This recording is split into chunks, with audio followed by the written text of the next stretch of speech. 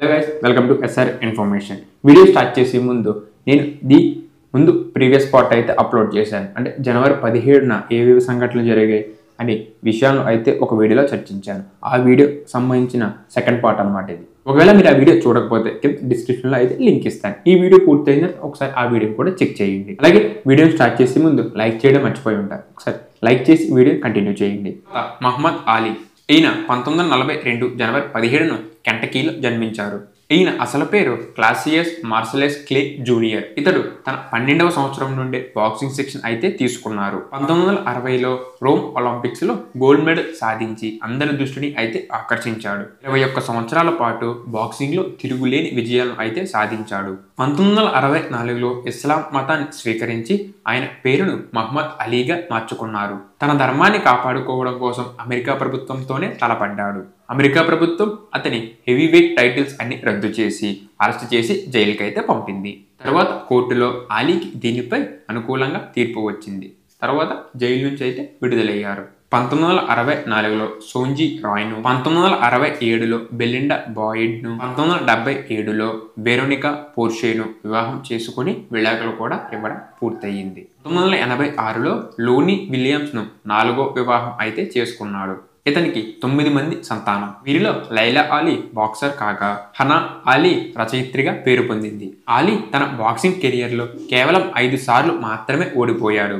ఇతడు శ్వాసకోశ వ్యాధితో బాధపడుతూ 2016 జూన్ 4న ఆసుపత్రిలోనే కన్నుమూశారు. తరువాత మడిపల్లి భద్రయ్య ఈయన 1945 జనవరి 17న నిర్మల్ పట్టణంలో మడిపల్లి వీరయ్య గంగమ్మ అనే దంపతులకు జన్మించారు. 1968లో BA పాస్ అయ్యారు. ఇతని తండ్రి వీరయ్య ఒక విద్వత్ కవి. ఆయన వేములవాడ రాజరాజేశ్వరుని మీద శేష పద్యములతో అయితే ఒక శతకాన్ని రాశారు. తండ్రి నుంచి పద్యాలను ఎలా ఆలపించాలో ఈయన నేర్చుకున్నారు. 1963లో లక్సేటిపేట పాఠశాలలో ఉపాధ్యాయుడిగా తన ఉద్యోగ జీవితాన్ని ప్రారంభించారు. భైంసా, దివాలాపూర్, ఇచ్చోడ, పుట్నూరు, ఆసిఫాబాద్ ఇలా మొదలైన చోట్ల పనిచేసి 2001లో ఉంటాల ఉన్నత పాఠశాలలో గెజిటెడ్ ప్రధానోపాధ్యాయుడిగా పదవి విరమణ చేశారు.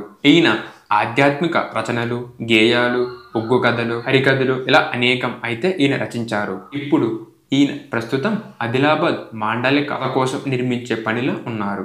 ఈయనకి అనేక రకాల పురస్కారాలు అయితే వచ్చాయి. విశిష్ట కళారత్న, కళాజ్యోతి, సాహిత్యరత్న వంటి అవార్డులు కూడా అందుకున్నారు. లీలా మిశ్రా ఈమె జనవరి 1, 1908వ సంవత్సరంలో జన్మించింది.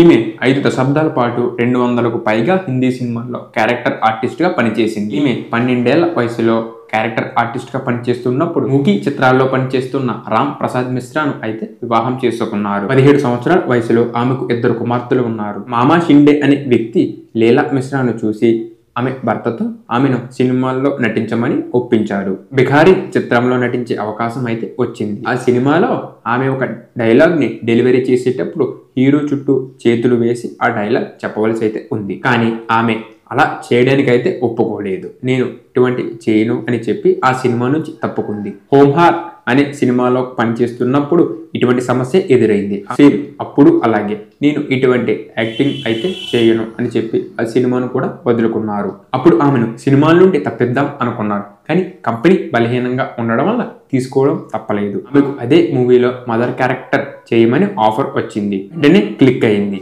ఆమె క్యారెక్టర్స్ మదర్, అలాగే శాడిస్ట్ అత్త, అలాగే హాస్యం, కామెడీ కింద ఇటువంటి పాత్రలు మాత్రమే చేయడానికి ఇష్టపడేది. ఆమెకు 73 ఏళ్ల వయసులో ఉత్తమ నటి అవార్డును అందుకుంది. ఈమె 80 ఏళ్ల వయసులో 1988 జనవరి 17న గుండెపోటుతో మరణించారు. తరువాత కల్నల్ జతీందర్ బజాజ్ కుమార్ ఈయన మెకానికల్ ఇంజనీర్, అలాగే అనుభవజ్ఞుడైన పర్వతారోహకుడు.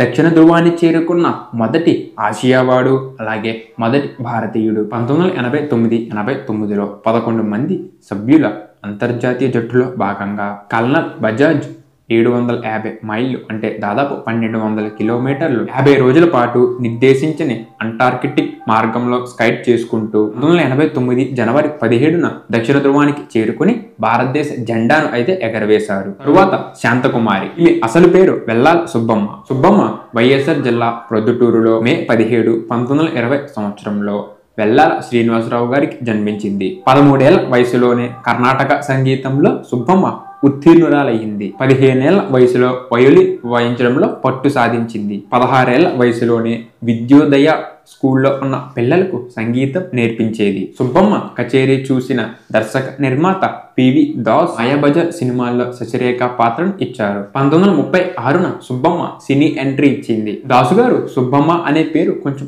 పాతగా ఉందని శాంతకుమారిగా అయితే పేరు మార్చారు. ఈమె దాదాపు 26 సినిమాల్లో నటించారు. శాంతకుమారికి 1999వ సంవత్సరానికి గాను రఘుపతి వెంకయ్య అవార్డును, అలాగే ఎన్టీఆర్ జయంతి సందర్భంగా సినీ కళాకారులకు ఇచ్చే కళా నీరాజన అవార్డును అందుకున్నారు. తెలుగు చిత్ర పరిశ్రమ అమ్మ అని ఆప్యాయంగా పిలుచుకునే నటి శాంతకుమారి.